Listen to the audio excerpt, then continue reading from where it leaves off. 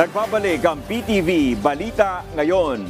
Umarangkada na ang Sinulog Grand Parade at Ritual Showdown sa Cebu. At para bigyan po tayo ng update sa kaganapan ngayon, naroon live ang kasama nating si Jessie Atienza ng PTV Cebu. Jessie?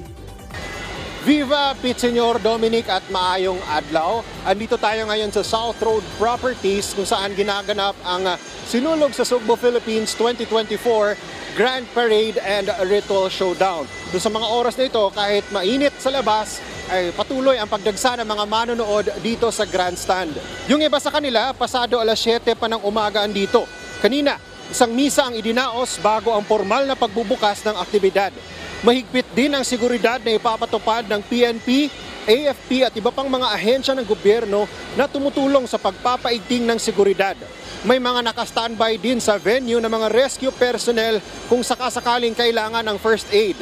May mga K9 unit din tayong nakita kanina na ipinakalat sa paligid ng grandstand. Dumating din kanina si Department of Tourism Secretary Cristina Garcia Frasco para pasinayaan ang selebrasyon ng kapistahan. Sa formal na pagbubukas kanina ay nag-alay ng pagsayaw ang guest contingent ng Cebu City Government kasama ang First Lady ng lungsod na si Malu Rama. Siya yung may bahay ni Mayor Michael L.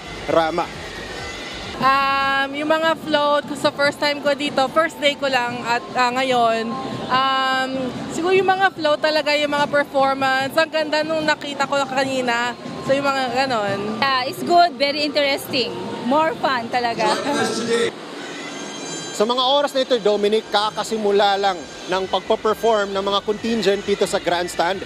Yung iba namang mga manonood ay maaari ring saksihan ang kanilang performance sa street dancing, dyan namang mismo sa labas ng venue, kasama na sa kanilang pagparada yung mga giants at mga floats.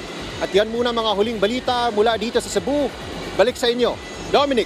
Alright, maraming salamat Jessie Atienza ng PTV Cebu. At yan ang mga balita sa oras na ito. Para sa iba pang updates, i-like at i-follow kami sa aming mga social media account. Ako po si Dominic Albelor. Magandang tanghali.